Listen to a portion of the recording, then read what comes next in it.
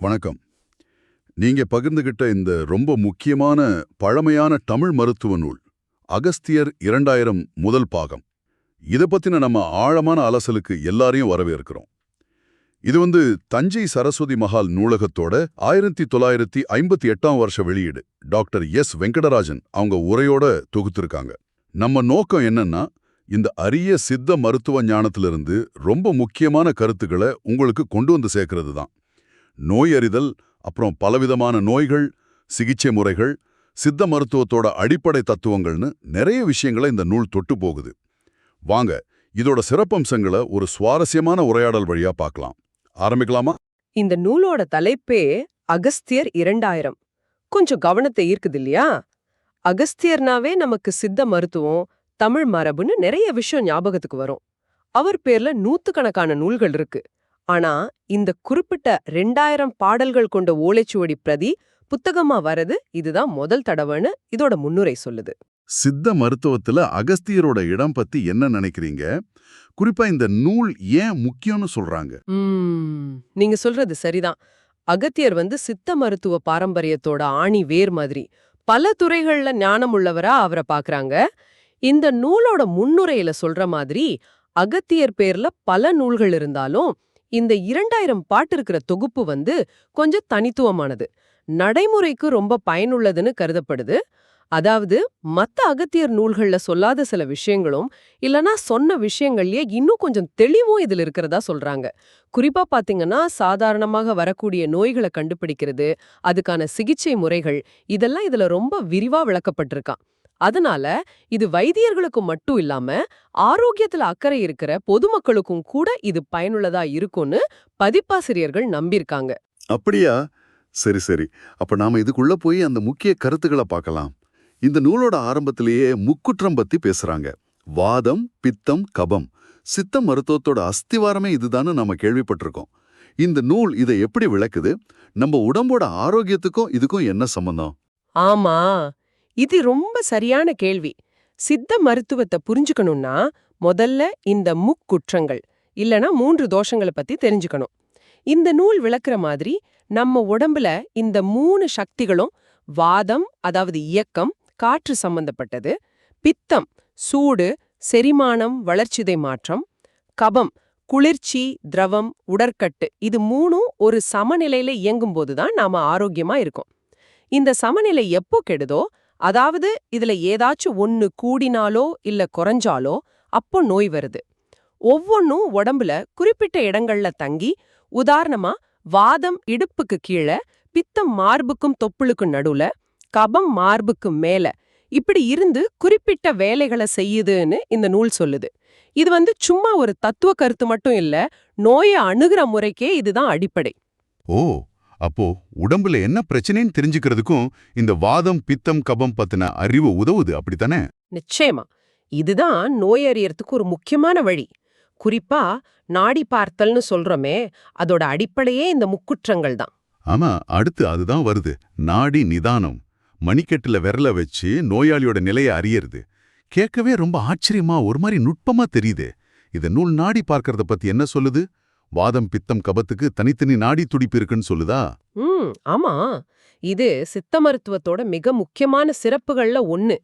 கட்ட விரலுக்கு கீழே மணிக்கட்டுல ஆள்காட்டி, நடு, மோதிர விரல வச்சு முறையா வாதம், பித்தம், கபத்தோட நிலைய உணர்றது தான் நாடி பரிசோதனை. இந்த நூல் இன்னும் ஒரு படி மேல போய் அந்த நாடி துடிப்போட தன்மைய சில உவமைகளோட விளக்குது. உதாரணத்துக்கு, வாத நாடி கோழி நடக்கிற மாதிரி துடிக்குமா, பித்த நாடி ஆம நகர்ற மாதிரி இருக்குமா, கப நாடி அட்டை ஊறுற மாதிரி மெதுவா இருக்குமா. நீங்களே நினைச்சு பாருங்க, எவ்வளோ கூர்மையா கவனிச்சிருந்தா இப்படி ஒப்பிட முடியும். கோழி, ஆமை, அட்டை. என்ன இது? ஆச்சரியமா இருக்கே. இது சும்மா ஓமைதானா, இல்ல உண்மையிலே அந்த அளவுக்கு வித்தியாசத்தை உணர முடியுமாங்க? இதுல நல்ல தேர்ச்சி பெற்ற மருத்துவர்களால நிச்சயமா உணர முடியும். இது சும்மா நாடி துடிப்போட வேகம் மட்டும் இல்ல, அதோட தாளம், அதோட அடர்த்தி, அதோட ஒழுங்குமுறை, இப்படி பல விஷயங்களை வச்சுதான் பார்க்கணும். இன்னும் ஆச்சரியமான விஷயம் என்னன்னா, நாளோட நேரத்துக்கு ஏத்த மாதிரியும், அதாவது காலையில கபம், மதியானம் பித்தம், சாயங்காலம் வாதம் கொஞ்சம் அதிகமா இருக்கும். அப்புறம் வயசுக்கு ஏத்த மாதிரி ஆண் பெண் வித்தியாசங்களுக்கு ஏத்த மாதிரி கூட நாடில மாற்றங்கள் இருக்கும்னு இந்த நூல் சொல்லுது. ஓஹோ. இது உடம்ப எவ்ளோ நுணுக்கமா புரிஞ்சு வச்சிருந்திருக்காங்கன்னு காட்டுது. இன்னும் ஒரு படி மேல போய் மரண நாடி அப்படின்னு ஒன்ன பத்தியும் சொல்லுதே. நாடிய பார்த்தே ஒருத்தரோட மரணத்தை அறிய முடியுங்கிறது. இது எந்த அளவுக்கு சாத்தியம்? இது ஏதோ அமானுஷ்ய சக்தி மாதிரி தெரியுதே. இல்ல அப்படி பார்க்க வேண்டியதில்ல. மரண நாடிங்கிறது உடலோட உயிர் சக்தி ரொம்ப குறைஞ்சு போச்சுங்கிறதோட அறிகுறியா இருக்கலாம். நாடி துடிப்பு ரொம்ப பலவீனமா, ஒரு ஒழுங்கு இல்லாம, நூல் மாதிரி மெலிசா இல்லனா ரொம்ப நின்னு நின்னு துடிச்சா, அது உடலோட இயக்கங்கள் சரியா இல்ல, சீர்குலைஞ்சிடுச்சுன்னு குறிக்கிற ஒரு தீவிரமான நிலை. அனுபவமுள்ள ஒரு மருத்துவரால இந்த நிலைய உணர முடியும். இது அமானுஷ்யம்ங்கிறத விட உடலோட செயல்பாடு குறித்த ரொம்ப ஆழமான புரிதல்னு சொல்லலாம்.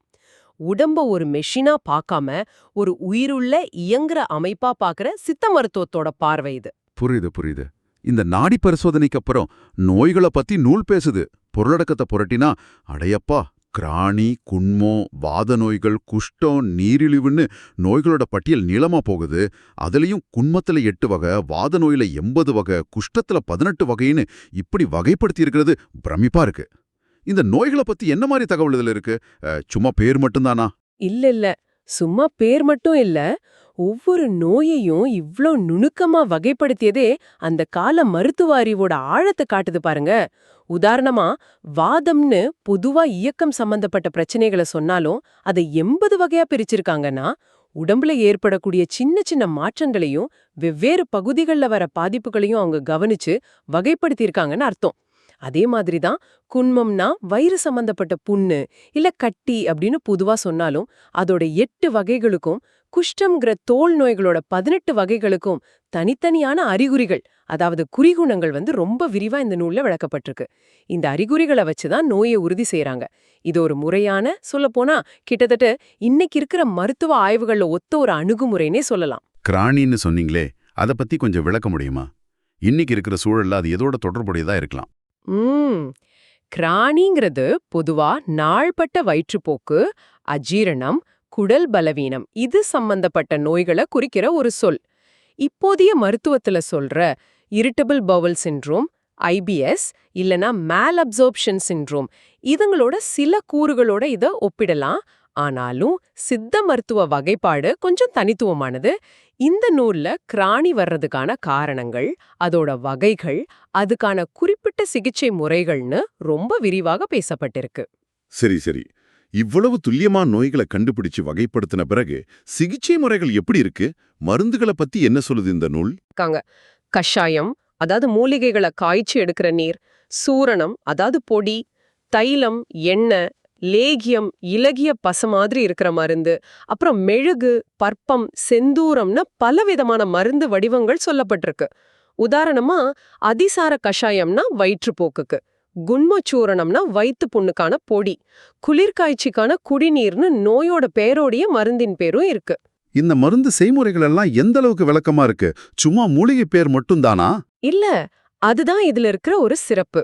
வெறும் மூலிகை பேர் மட்டும் இல்ல, அந்த மூலிகைகளை எப்படி சுத்தி செய்யணும், அதாவது அதுல இருக்கிற தேவையில்லாத தன்மையை நீக்கிறது, இல்லனா அதோட வீரியத்தை முறைப்படுத்துறது, பியூரிஃபிகேஷன், எந்த அளவுல சேர்க்கணும், இதுக்கு கழஞ்சு, பனவெடை, வராக நடைன்னு ரொம்ப துல்லியமான பாரம்பரிய அளவுகள் பயன்படுத்தியிருக்காங்க.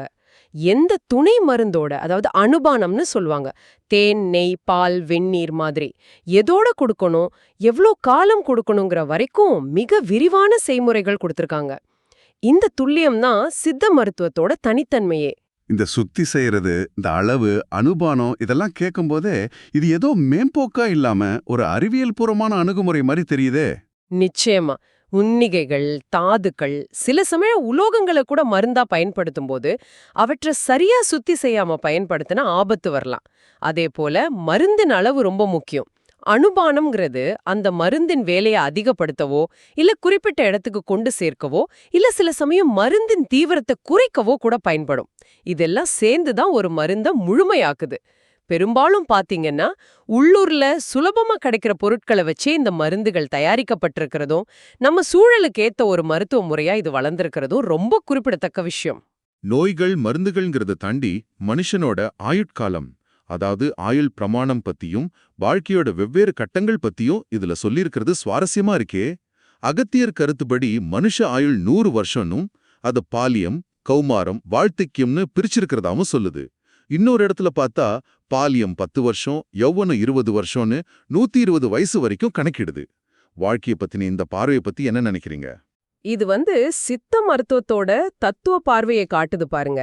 ஆரோக்கியம்ங்கிறது சும்மா நோய் இல்லாம இருக்கிறது மட்டும் இல்ல, மனித ஆயுள பத்தி பேசுறதோட அந்த ஆயுள் காலத்துல உடம்புலயும் மனசுலயும் என்னென்ன மாற்றங்கள் வரும், அதுக்கேத்த மாதிரி நம்ம வாழ்க்கை முறையை எப்படி அமைச்சுக்கணுங்கிற அவசியத்தையும் இது குறிக்குது. அது மட்டும் இல்லாம இந்த நூல் பஞ்சபூதங்கள், நிலம், நீர், நெருப்பு, காற்று, ஆகாயம், இதுக்கும் நம்ம மனித உடலுக்கும் இருக்கிற ஆழமான தொடர்பை விளக்குது. இந்த பூதங்களோட ஏற்றத்தாழ்வுகள் தான் நோய்களுக்கு காரணம்னோ, இயற்கையோட ஒன்றி வாழ்றது தான் ஆரோக்கியத்தோட அடிப்படைன்னு சொல்லுது. இது உடம்ப மட்டும் பார்க்காம மனம், ஆன்மா இது மூணையும் இணைச்சு பார்க்கிற ஒரு முழுமையான ஒரு ஹோலிஸ்டிக் பார்வைன்னு சொல்லலாம். ஓ, அப்போ நோய் வந்தா மருந்து கொடுக்கறதுங்கிறத தாண்டி ஆரோக்கியமா வாழ்றதுக்கான ஒரு வாழ்க்கை நெறியே சித்த மருத்துவம் சொல்லுதுன்னு சொல்லலாமா?